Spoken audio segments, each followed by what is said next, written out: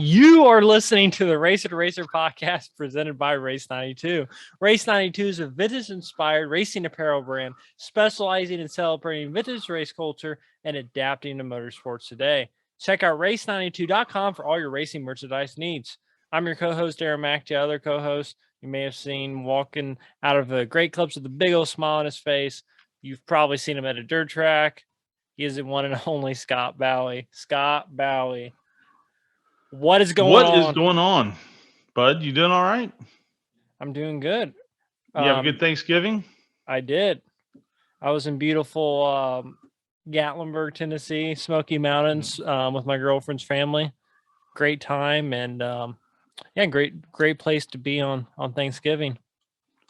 Yeah, I talked to your dad a little bit. He was really sad that you left him during Thanksgiving. I said, hey, you gotta let him fly out of the nest at some time. I've been out of the nest for a couple of years. No, I think that's great, man. I'm glad you had a good time. And officially to the people out there, I never did spoke to his dad about that. So no, I know you didn't. I know you didn't, but it was good. Good food, and the bears smelled the food too. There were some bears walking around the cabin. So what they got down there? I take it they're brown bears, black bears. Is that what they are? Are they really? And I don't got a problem with black bears. I've hiked around black bears. They don't bother me. I mean, they're just like big raccoons. They don't mess with it. It's not like grizzly bears. Yeah. So see, I don't know anything about bears. So is the brown bear the more aggressive? I don't know about brown bears. I mean, grizzly bears are brown, but there is actually a brown bear, and then there's grizzly bears. Grizzly bears, I would not go anywhere near those. Yeah. No. Yeah. The stats of like grizzly bear attacks versus black bear attacks there's a lot more grizzly bear attacks, and black bear attacks are extremely, extremely rare unless you irritate them or there's something's wrong with them. Yeah, and for anybody that wants to know more about bears, we're treading heavily into the Joe Rogan area of podcasting here. He has a lot more knowledge on bears than Aaron and I do, but it seems to work for him. So we're going to have bear talk each week now. So bear talk each week. There we go. But before we start talking more about bears, our guest today is RC Enerson. Great interview. Obviously, everyone knows we've interviewed, or maybe not everyone knows. We interviewed Billy Throckmorton, who is owner of Top Gun Racing with his wife. A few months ago now, but he's the owner of the team the RC, drove for in IndyCar Series this past year. They did. I forget how many races. They did a handful of races. Well, they did one race at Speedway, and they attempted the 500, and then they did some testing. So, but I know I talked to Billy during the Road to Indy test. They were over doing something for Firestone, and they had their car, and the Top Gun car, the Johnny Lightning inspired Top Gun car, and I talked to him and Stephanie, and they are looking to do more races next year. Of course, they're always trying to find sponsorships. So anybody listening, please, if you can afford it, or you want to just be a small part of it, or get a group together, they have their brick program where you can buy a brick as part of a sponsorship on the car, and they put a decal of a brick with your name and that on the race car. So please reach out to them. Maybe I don't know if we can put a link up to that or not, but we'll try. Yeah. I have to look. There should be a link or something to it. So I talked to them, and they're really looking forward to next year, and they're hoping to have one car run a few races and possibly a second car run a race or two. That's not official, obviously. They're just trying to put together deals. But yeah, it was really nice seeing and talking to them, and I wish them all the best. Yeah, for someone like, that's not a business that wants to, have their name on a car, I can promise you there's no more affordable way to do it than that program right there. Yeah, and they're good people, and they really have a great respect for the history of Motor Speedway, and they have a living museum at the old Grant King Racer Shop in near Claremont, and people can make appointments to go out there and tour that. And like I said, it is a living museum. They're actually still working on race cars. They work on their Indy cars there. And RC, I don't know how much time he spends in the shop, but I know that just talking to Stephanie and Billy, he pitches in whenever he can, and he hauls stuff whenever he can. And he just does grunt work whenever he has to, and it's truly a team effort over there. Yeah, and RC's definitely he's a great guy and definitely has a lot of talent there. So yeah, hopefully that, and I think the program's definitely moving in the right direction. So we'll definitely be anxious to see how they do next year. Yeah, he I said this before, and I really don't remember if I said it to him in the interview or not. I think RC's a great talent. I think he has a ton of talent, and after we talked to him a little bit, we kind of find out why, where he's kind of cultivated his talent from, and it was a good interview and really nice guy. It was a phone in. He was actually driving to another function of some sort, Yeah. so um, it wasn't a very long interview, but I think it's a good way to kind of get to know RC. Yeah, no, I thought it was really good. Definitely great questions, and yeah, no, I really enjoyed some stuff we talked about. But yeah, no, I think everyone will really enjoy it. As far as racing news, do we really have much? I mean, there's really not a whole lot going on now. The only thing that really happened was Turkey Night Grand Prix, which is not on Yeah. Turkey Night anymore. It's on Thanksgiving weekend. The following weekend, out in Ventura, 50-something USAC midgets showed up. Logan CV ends up winning the race. It took rubber about halfway through. It was hard to pass at that point. The first half of the race was really good by all accounts. Young Keith Coons champion was crowned out there, and that was Buddy Kofoid, who closed out his championship season, doing what he did all year, just running up front and gaining points. And so, congratulations to Buddy and Keith Coons Motorsports. They had 4 women start to feature.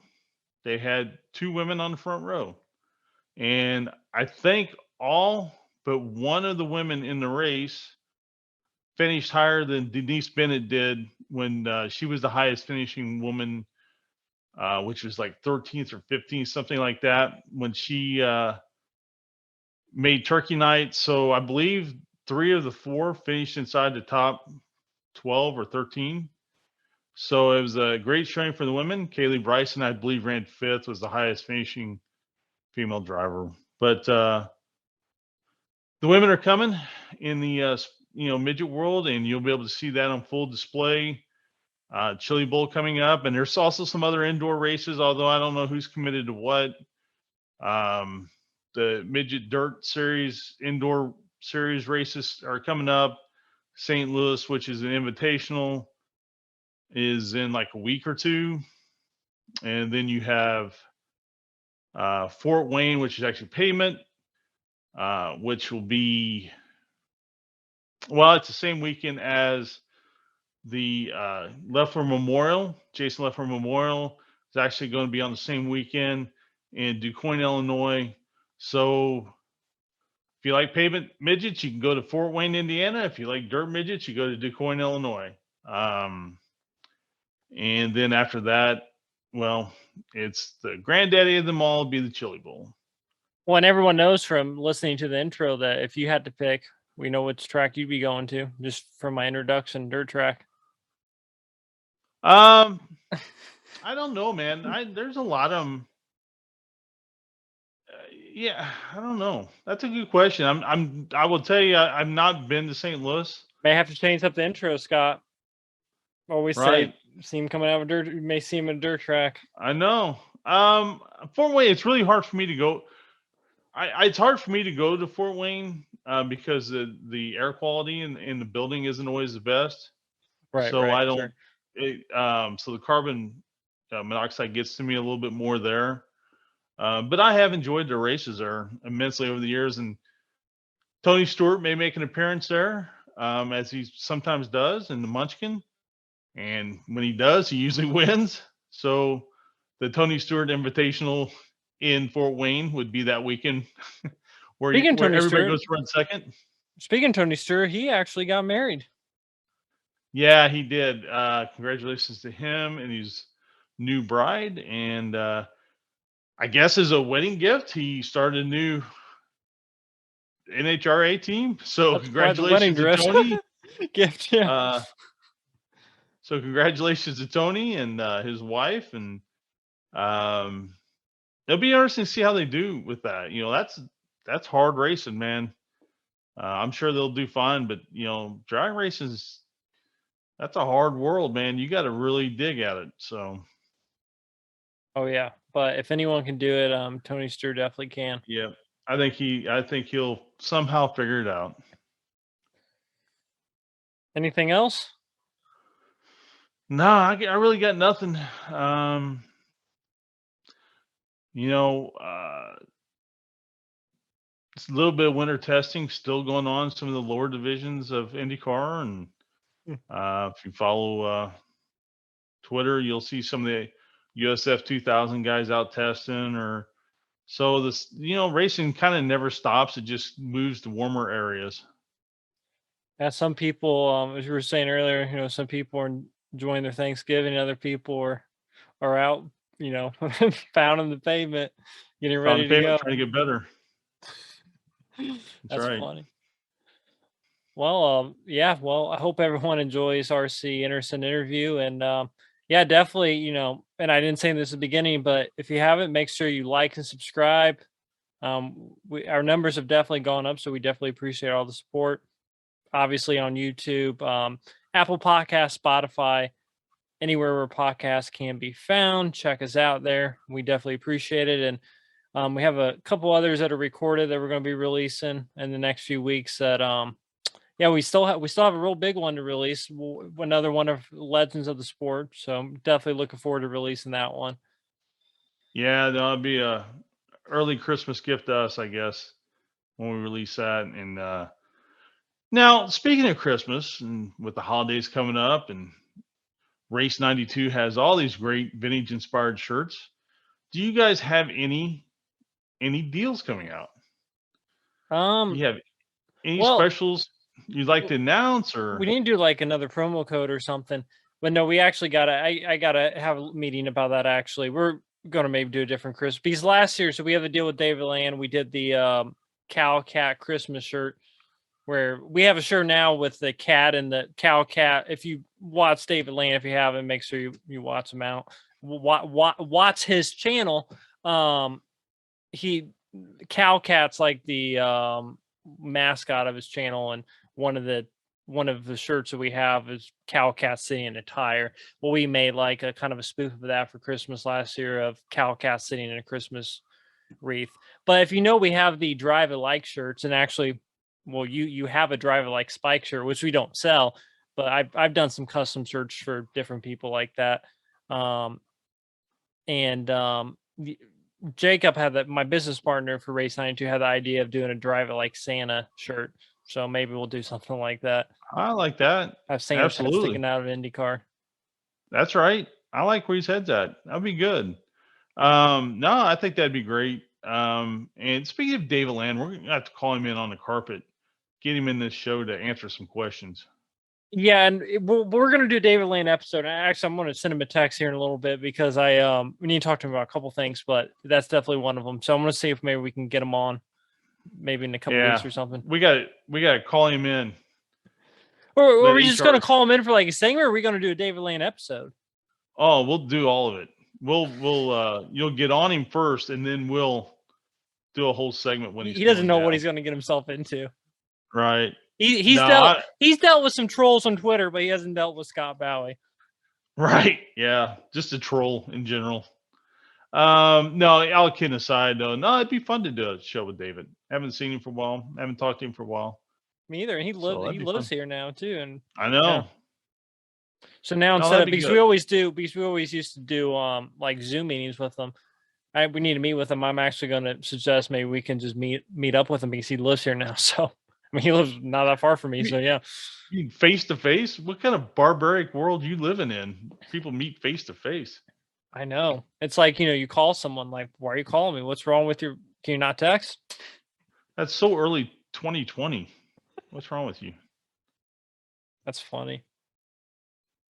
All right. Well, No, hey everybody, please. I hope everybody enjoyed their Thanksgiving. I hope the holiday season is good to you. And please like and subscribe. We really, it sounds like we're joking around here, but it really means a lot for the people who listen and subscribe. And I just hope everybody has a great week. I hope they take care. yeah. And you were talking about Thanksgiving. I had a very good time for my Thanksgiving. Oh, hope everyone enjoys, and we'll see you soon. Take care. Our guest today drove in the 2021 IndyCar Series with Top Gun Racing.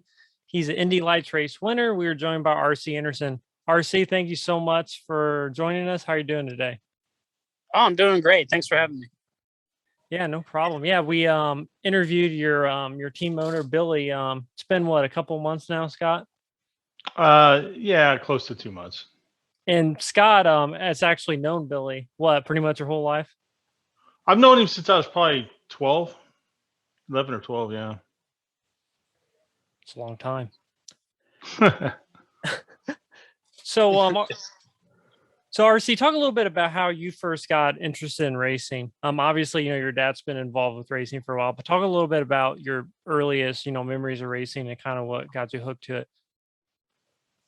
Yeah, I mean, I'd say like the biggest eye-opener one that got my parents even involved in getting me a go-kart was I was super into like the Matchbox, Hot Wheels, NASCARs. I had like the entire field when I was I was like 3 years old. I had like the entire NASCAR field, and I was constant. That was all I play with. That was it. And my mom was like, "Well, he's so interested in racing. Why don't you get him a go-kart?" There's like a Dirt Devils track. It's called Dirt Devils. It's right by where I live in Newport Richey, and it's like a dirt oval. And he was like, "Nope, I'm from Indianapolis. If he's gonna race something, it's gonna be on asphalt." And so he ended up. He bought his mini bike way back in the day from Comet Kart Sales, and that's where we got our first ever go-kart. He built it up in the garage, and I was up and down the street when I was 4 years old. Just up, turn around my parents would line up on each side of the street, up, turn around by them, go down the next one, turn around, and ended up getting my first kart race when I was 5. And to be honest, I think it was just more of like a hobby that me and my dad went and did on the weekends until I was about, I'd say 8, 7-ish. So like a couple of years into it, and then we started looking at the Rotax stuff when Rotax first came out. I think I had like the third ever Mini Max motor. So I was running Mini Max at 7 years old, even though like it's a 9 to 12-year-old class, they needed entries. So we were able to get in at 7, and went to the first ever Rotax Grand Nationals in Vegas. Obviously that's like the Super Nats now. Right. But ended up karting for quite a while. And but then I got interested and started getting more competitive, the national level karting. I only karted until I was about 13, but when I was 12 years old, I got into the Skip Barber Racing School because that was the place to go at the time. And I mean, you looked at half the IndyCar field, like at a certain point, and all of them had gone through it at some point. That was the way to transition into race cars. And got into that when I was 12, then did my 2-day advanced, and then got to racing there. And then the second I got to test the USF 2000 car I think it was right before I turned 15. So I got to test the USF 2000 car, loved it. We ended up going into USF 2000 around when I was 15 years old. Ran 3 years. So the first year we ran the national class, and the next 2 years we were in championship. And obviously it just got better and better. But it was the end of the second year, beginning of like in winter testing, beginning of the third year where like kind of just everything clicked. And I was 17, and we ended up winning Winterfest, getting into the championship racing, and we ended up finishing second in the championship by like a couple points, which was a little heartbreaking. But we ended up going from there to Indy Lights. So skip the middle step, because at the time when they had the old Pro Mazda car, it was really only like a second faster. Because of the way it was, with how old the car was, and with the Van Diemen, it wasn't very much faster. And the new Indy Lights car was coming out was the biggest reason. So anybody that was returning for a second season of Lights had to learn a whole new car. And it was super important to be in like in the year of the new car on developing it, learning how to completely build a setup from basically scratch. You don't have years of data to go through and setup sheets. You just basically have to start from scratch and develop the thing. And I think that was a huge part of it. But then did a year and a half of that and got into the IndyCar and kind of moved on from there. So would you say when you first started racing, or maybe when you were first introduced to it, did you have like an initial goal? Because I mean, we talked to a lot of guys where, you know, I watched Indy 500 and I knew that's what I wanted to do, or, you know, something similar.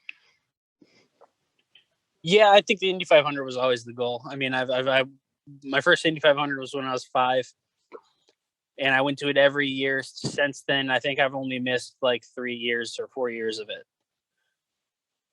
So that's always been the overall goal was the IndyCar route. When you were starting down that road to Indy, what was that like for you? I mean, was it, were you somebody who could just take it day to day, or were you someone who always had his eye on the bigger prize of the IndyCar series, or is it just something you just took step by step?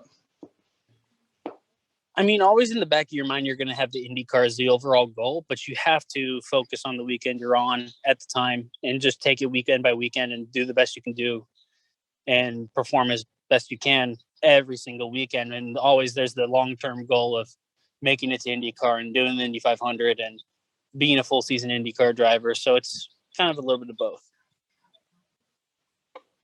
Has there been at any time, your career has been marked with just great highs, and then I wouldn't say lows, but moments of just kind of stagnation? What, as you've been along this road, trying to become a full-time IndyCar driver, how do you kind of level that out? What kind of mindset do you go into it with, where you're like, man, this is just part of it, I just got to keep going? And the reason why I ask that is because we talked to another driver we're getting ready to release here in the next week or two. And he was very successful. And he like, his thing was like, I never once doubted myself. This was what I was going to do no matter what.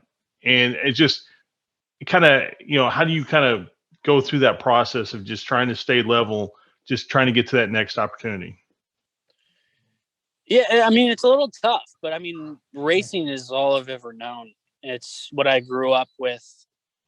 It's not like I went to college as well as raced for something else, for a plan B. It's always kind of been just the plan A. And I guess kind of the plan B was kind of still in the racing deal. I mean, my dad is the owner of the Luke Stowe School of Racing, which kind of took the place of where when Skip Barber disappeared for a while. And there was that spot that needed to be filled where I went through it. Majority of the IndyCar drivers went through it. Like, so many really good drivers in the IMSA side, NASCAR side. It doesn't matter which form of racing you look at. When you look back at the heyday of that, so many people went through it. That was the place to go before you went to the pro racing. And so we kind of filled that hole. And now I coach at every event that doesn't conflict with anything to do with IndyCar. So, I mean, I'm surrounded by racing. So whether it's coaching, driving, or anything along the lines of racing, I'm always trying to be involved in it. So I'm driver first, of course, but the coaching side is actually a lot of fun as well. I enjoy it because I get to talk about the thing I know the most about. Yeah. So I think me personally, I think that's the right way to go about it. If this is where you're going to be, you better stay immersed in it, because on top of everything else, it changes so fast too.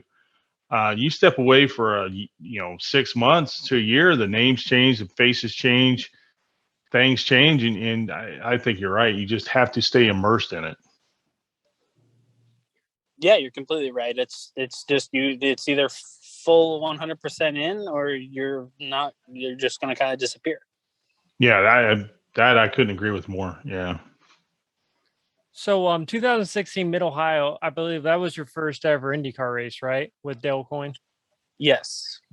So had you tested an IndyCar before that, or was that actually your first, like that weekend, the first time actually in the IndyCar?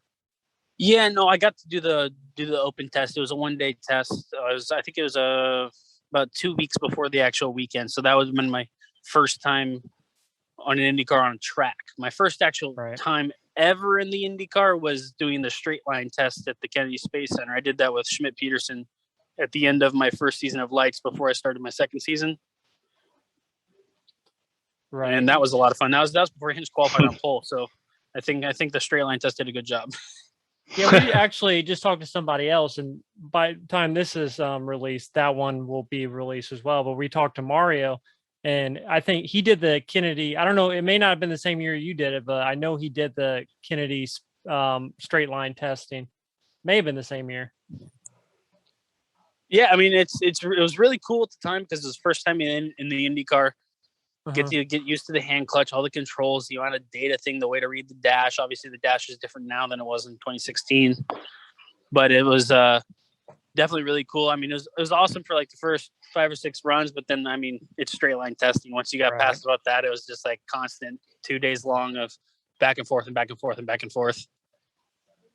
The speeds, you guys go up to about 250 on that, right? On the straight line test, so the way it was structured too is you put a cone because you really can't see the end of the runway when you're going that fast with how long it is. They have markers, but you don't really know what the markers are, if they're in yards or miles. Like it's the thing's just so long. So they put a giant cone down there and you just clutch at the cone from whatever the max speed was and just clutch and coast down to under 100 miles an hour, turn around and repeat the process, and then go through all the ride heights, all the downforce. The engine guys are there, whether it's Honda or Chevy, and they're going through different engine modes, different ways of the shifting patterns. The way it works is really cool. That's cool. It sounds kind of like Bonneville Soft Flats a little bit, because I know they kind of do something similar, because you can't. We talked to somebody who raced in Bonneville, and obviously they have really no idea of how fast they're going, so they have to keep track of the markers and stuff. Yeah, you definitely cannot tell how fast you're going. There's no way. There's no way. So a couple guys we've talked to, for example, so Jimmy Kai, he was telling us his first time ever in IndyCar, his first moment where I guess kind of welcome to the big leagues was he was driving on pit lane and he was driving by like Arie Luyendyk's pit board, stuff like that. Tice Carlson told us like he realized like, oh, I'm in IndyCar because Johnny Rutherford remembered his name. Did you have like a moment like that where I don't know, where you just kind of realized like, wow, I'm actually in IndyCar now? I think probably one of the coolest ones was, I mean, I grew up going to the Indy 500 and everything like that. And you look at the first Indy 500 I was watching, which was been like 2002 or something like that, which first ever Indy 500, and guys like Elio and Dixon and Kanan, and these guys are in it. Yeah. And then all of a sudden you actually make it to the IndyCar race, and it was 2016, and these guys are still in it. So I'm like getting to race with the people I idolized growing up racing, which was like a huge part of it. I was like, whoa, like kind of mesmerizing, where you have to like take a step back and be like, okay, I'm racing with these guys that have been doing this for this long. The level of respect that you have to give them is pretty high, but obviously you drive your heart out. Oh, absolutely. During, kind of as you alluded to, as we were talking about earlier, and you just talking about your career and just trying to get to Indy cars and that, is it like at the end of the day, when you write your book, are you going to have like a whole chapter in there of the people who promised they could help you and then they didn't, and the deals that almost come true but they didn't happen? Do you have some of those types of experiences? I'm going to put it this way. There's no way anybody doesn't have an experience. Right. The way sponsorship works, I mean, you're going to get 100 no's, every one yes, if not more no's. So it's just the way it kind of functions, especially in motor racing, because a lot of people just don't really get how motor racing works. Because there's so much more than just what you see on the track. There's so much more background. There's so many more just events, whether it's charity or anything along those lines, or sponsorship events. There's so much more in the background that people don't realize. It's like, okay, well, they drive 18 races a year. What do they do for the rest? Well, half the time you're busy doing other sponsorship agreements, whether it's along those lines. It's But yeah, to get sponsorship, it's tough. I mean, some people are in, and then all of a sudden they're like, oh, well, never mind, I can't do it. Like it's a part of it. Yeah, that's the tough part of this sport, and it's so money driven that it's so hard. And do you still? I would assume you still every once in a while get those calls where, hey, we've got a seat for you. Now, what can you bring? What can you bring with you? Type of thing. You still get those types of calls? Yeah, of course. I mean, you get a call Yeah. where it's like whether it's a GT thing or anything lower class than obviously IndyCar, like a feeder series type of thing, and be like, hey, can you drive? And I was like, well, yeah, I can. Well, what can you bring? And it's like, well, that's no, thank you. Right. The type of thing where it's like the dream is IndyCar. 99% of my focus goes there. Right. I It's can like, bring us. obviously you want to drive as much as possible, which is huge, which you will do it if you're either being paid or it's free. It's you're going to do it, but it's when you have other obligations or you need to focus on the IndyCar stuff, you don't want to have to bring sponsorship to the table. Right. And when they ask you that, you say, well, I can bring a smile and a can-do attitude. Well, it's like if you do have you know. sponsorship, you want to bring it to the series you want to run, which is IndyCar. Right. That's exactly right. Yeah. How did you and Billy how did that deal kind of come together for you guys? Yeah, so we started talking in 2019 of around PRI show because we've known Don Kay for a long time. Sure. And he kind of is really close to them. He does his show out of there, but out of their shop. So that's how the connection kind of got made. And then we ended up meeting with them. And we had a lot of big plans, a lot of good things going, but then COVID threw a huge wrench in all of that. And it kind of delayed everything a year, if not a year and a half. So it's been an up-climbing battle. But yeah, we met them around PRI show-ish time. So it was December of 2019. Yeah, he and as Aaron alluded to earlier, I've known Billy for a long time. I used to help him when he had his midget and when he ran midget and stuff like that. And I can tell you that when Billy sets his mind to doing something, he gives every ounce of himself to do it. And when I saw him kind of announce this IndyCar deal, it was no surprise to me that it kind of come to fruition. And then see you as a driver. I'd kind of seen you run a little bit, and I think you have upper level skills. I think you are a really high talented driver, and I just think that he's very lucky to get someone of your skill level. So I am a huge fan and definitely root for you guys to make it happen. And watching this month of May, man, you guys were just so close. Yeah. And just a little bit here or there, and it's all one of those stories, right? And kind of take us through that month of May where when you're that one team where people are actually think of you as the underdog, so they're not really even going to judge you if you missed a race. But knowing how close you were, kind of take us through that time, just trying to get that speed and trying to find that. Yeah, it's tough on the ovals.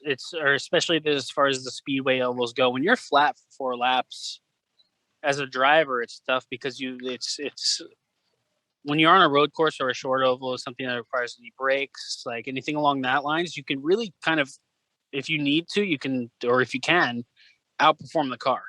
You can really bring a car and put it as far up as it can, even if you lined up all the cars and said this was the fastest and this was the slowest. Obviously, that would be the order.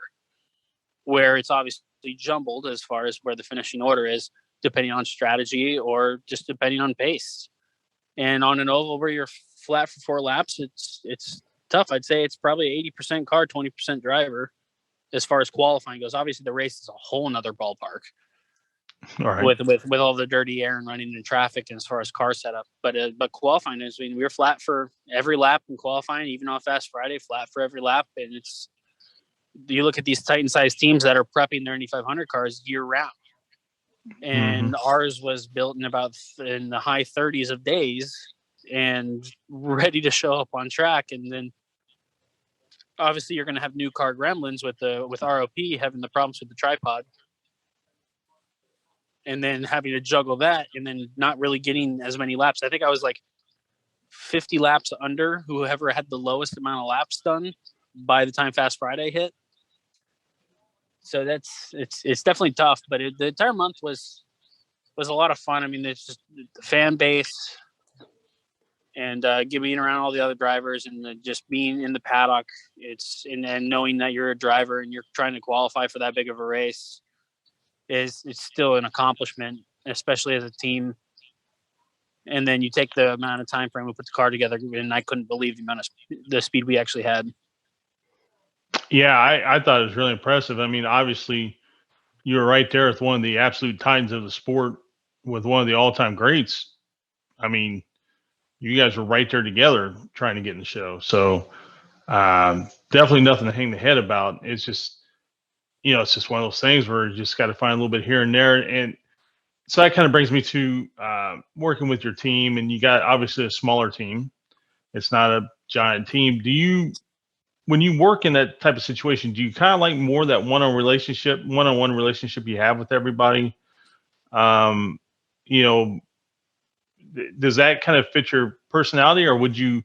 Obviously, everybody would like to have a ton of engineers and all of that, but I always feel that can get a little cloudy too if you get so much input. Kind of, where do you kind of fall in on the input as far as from engineers and that sort of thing? I to be honest with you, I kind of like the smallish type style of team on the simple fact where it's a little bit less pressure as a driver as well. Yeah. Like when you look into Indy 500 qualifying, where was the bar set for us? Was the only way to go was up. Right. So, I mean, when you look at that kind of mentality, it kind of takes the pressure off, and that helps you perform. So, I mean, I've always liked the smaller team kind of mentality. It was like when I was at Coin, at the time, we weren't expected of much, especially coming in out of a year and a half of lights. And we did really, really well. So I definitely can see where the advantage is, where you see like the Titan-sized teams like Penske, Ganassi, Andretti, of being in those cars and being there, but the pressure is so immense in that environment, which is a part of there's the red tape, and there's red tape there too. There's a lot of egos. A lot of people can get their feelings hurt if you're not careful. So that definitely a different type of environment. I'm sorry, I didn't mean to cut you off. No, you're good. That was, but you're right. It's a completely different environment where you get people with egos, whether they've been with the team for X amount of years, or seniority things, where it's like, how about we put all that to the side and just work together on trying to perform the best we can on the weekend? Right. So obviously you do the Indy Grand Prix. Did you see, I don't know, maybe a difference in the team from trying to drive the 500 to the Grand Prix? I mean, did you kind of see like maybe some improvements, kind of moving in the right direction, or kind of what was that like going from, trying to make the 500 to, racing the Grand Prix? It was definitely different. I mean, when you're on a road course, there's a lot more that I know about on setup as far as a driver. Like I can explain to them like, hey, well, it's doing this in this corner and this in this corner, and it's doing it at this exact time. And majority of anything road to Indy is going to be road course. Majority of IndyCar is road course. Right. So going from the Indy transition where I had known nothing about it, like if somebody told me what this change would do to the car, it's my first time on the speedway. I was like, I'm just going to have to trust you on that because I have no idea what to expect. So it's definitely a complete flop where I'm actually able to put a little more input in as far as setup and have a little bit more say in what's going on the car as far as the road course stuff. And you had good speed. It wasn't like you guys were, in the back the entire time. You guys had really good speed. You were hopping in and out of that top 12 a little bit. Yeah, I mean, I think we had the speed to qualify in the top 15. It was just, It was my first time back. I think I did an article or did an interview with Marshall Pruitt. I think he tallied it up. It was like the first time I've been on reds in like 27 months. Wow. So, I mean, when you give somebody a tire that's almost 2 seconds quicker and you get 2 laps to try and figure it out, it's like I get through 3 corners and I'm like, oh my God, I overslowed that for sure. So it's like when our qualifying speed definitely did not show what our actual pace was when we were in the race. And we were like, I mean, I got by Dixon because they had the huge jumble at the chicane on the first lap, and then going side by side, I was able to get by Jimmy. And then, I mean, we were closing up on Hinch, and then lap 4, this problem started happening. And then we just fell back until it just got so bad that I couldn't drive the car anymore. One thing that's really, I think, really cool about IndyCar now is just how competitive it is. You're talking about kind of, how far away, maybe from the car in front of you. But, if we look back, like, I don't know, 10, 15 years ago, the difference between first place and, the last place qualifying car was pretty drastic compared to what it is now. The field's so much closer together. You've driven in, you've driven sports cars. I know you drove in Daytona 24 in 2017. You've driven in NASCAR. When you look at, maybe different series you've competed in, do you think IndyCar today has the most competition or the most competitive, or kind of what are your thoughts about that? I definitely think IndyCar, as far as the racing that I've experienced, has the most. They've done the best job of making the cars as equal as they possibly can. Obviously, dampers are still open, so if you spend a ton of money on them, on developing them, like you see the Andretti's and Penske's and Ganassis, that's where extra grip comes from. But you look at the entire field qualifying between like 1 to 1.2 seconds or something like that. That's just astonishing, where it's like a half a tenth could put you up 4 spots is cool to see. And I mean, I've done the NASCAR stuff, and you see the disparity in budgets between the teams and the difference in the cars and the lap times of the cars. And it's a little bit more drastic on that side. And then obviously it's going to throw a whole nother wrench when you look at the IMSA side, where there's different manufacturers. There's a different car. So when they do the BOP stuff, they're almost a little bit shooting in the dark.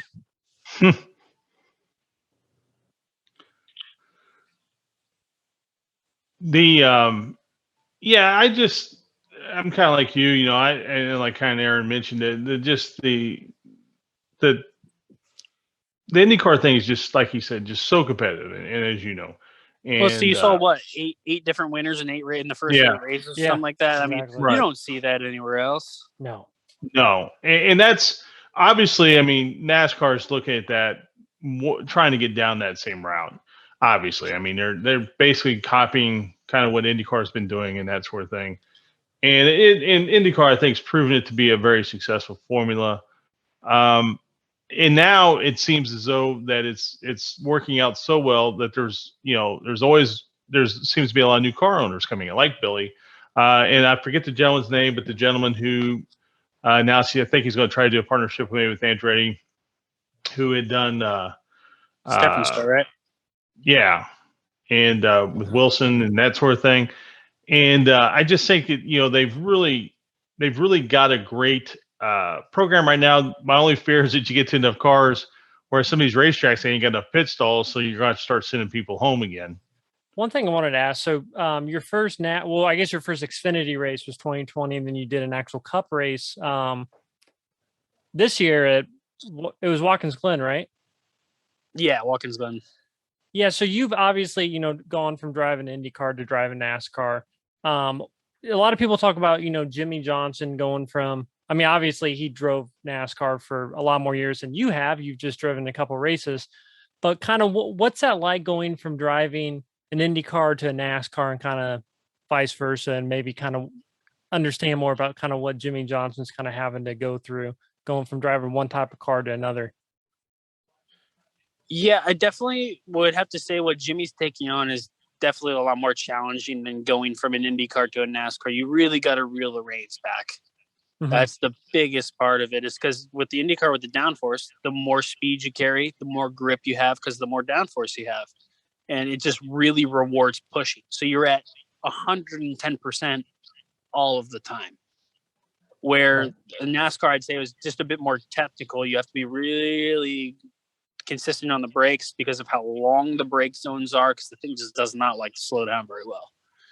And then as far as like my first Xfinity race, I found myself pushing the car in all the wrong ways, trying to roll more entry thinking that that'd be more grip, where obviously it's the complete opposite. You got to keep the entry the way it is and focus a little bit more on putting the power down. But it's definitely a little bit more nitpicky and technical. It's just a different driving style completely. But when you get into the race, you're kind of feel like you're almost pushing at like 95, 90%. Because if you try to go to 100, you're just like kind of overdoing what the car is capable of. So it's just finding a fine line where the IndyCar is a little bit more just sheer raw pushing. Mhm. Yeah, it's just in IndyCar. As long as you got the feel, it's just never let up, right? Yeah, it's just if you made the corner, well, obviously you can roll a little bit more through there. So it's Right. That's right. and if you do roll a little bit more, then there's more downforce, which makes more grip. It just rewards pushing. Right. So you definitely think it's easier to go from, for a seasoned IndyCar driver to go into NASCAR than a seasoned NASCAR driver to go into IndyCar.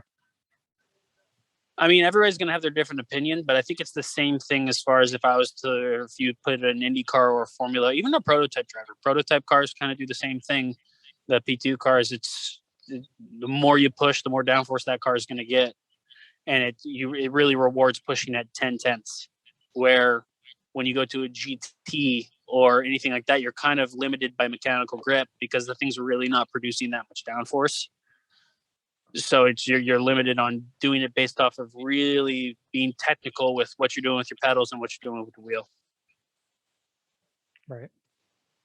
I had heard somebody talking about they worked at Ganassi's when Montoya was there in the stock car program. They said that in testing they could take downforce off and he'd go faster because he didn't feel like he could run the corners as hard. But he hated the way the car felt, but his times would be faster. You know what I'm saying?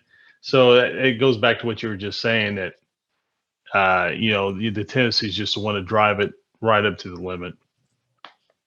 Well, I've always said too, when I coach at the school, it's any kind of qualifying lap you ever watch, it's the method of it is being comfortable, being uncomfortable. Right. Yeah. That's basically the moral of racing. Yeah, that's a great way to put it.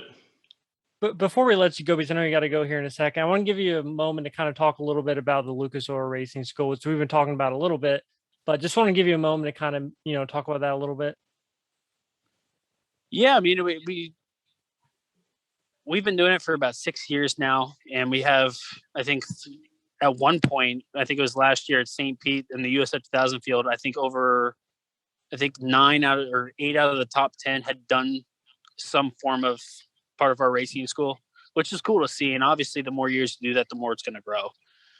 And I mean, you take it back to, I think it was 2015 or so when I was in Indy Lights, and you looked at, I think it was like 60 to 70% of the entire Indy 500 field had done something at Skip Barber when Skip Barber was in its heyday. Yeah.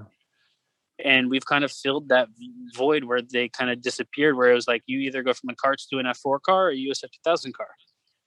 And when you jump somebody that doesn't know the dynamics of a car versus a kart, a kart's where you learn your basics, your racecraft, racing line, all of that, where you now go into a car with front brakes, suspension, weight transfer, a big heavy car compared to a go-kart. And a lot of people have trouble transitioning to that. Of course, there's anomalies where people are just really good right off the bat, which is rare, but it does happen. But we train the next level or we're training the next rung of IndyCar drivers that are coming onto the road to Indy. And I enjoy doing it a lot because I get to talk and teach about the only thing I know, which is racing. And we've done a really good job at that. And it's I think our highest up right now is Reese Gold. He won our championship a couple of years ago, and he's I think he finished like 5th in the Indy Pro Championship. Finished 2nd in the USF 1000 Championship last year. And we got a bunch more coming through the USF 1000 ranks right now. So we hope to see them move on. And we just kind of have that open funnel where we keep feeding the karting kids that really want to move on. Their dream is IndyCar. And of course, obviously that funnel gets smaller when you get towards Indy Lights, but we really enjoy doing it. And we hope we've been sold out all year. So it's definitely looking up. Do you think teaching others like that, do you think it helps make you a better driver? Maybe you learn stuff from doing it. I guess I've never really been in that capacity, so I don't really know. But what do you think about that? Yeah, so I mean, the difference when I first started coaching is obviously it takes time to learn, but you know how the car feels when you're in the car, but when you're looking from the outside, how do you tell? And Sure. once I got the hang of that, and obviously my coach that I had for 9 years, Jonathan George, he had a very aggressive style of coaching where I kind of learned a lot of that from him as far as the coaching side, but then you coach as you go and you get through the years, and you can nitpick the tenths out of the cars, the difference between the two. And it's interesting because after I've done that, then I get back into an actual car and I get done with a corner and I'm like coaching myself almost on what I did wrong. Right. And how to fix it, like rather than before where I didn't realize I made that mistake, where now it's kind of like a backtrack. Sure. Well, I know we're about out of time here. First off, I want to say thank you so much, RC. Do you have anything else, Scott? No, I just want to thank RC, and I mean what I say. And I think you have exceptional talent level, and I think I know Billy and them are doing everything they can, and I just hope this second round of trying to get into the 500 next year and whatever races you guys get to do, but especially the 500. I just wish you guys all the best of luck, and I know that what that would mean to everybody in that group to make the race. Yeah, thank you guys. I mean, we're trying to at 110% all the time. Yeah, I truly believe you guys will get there. So I wish you all the best. Thank you guys.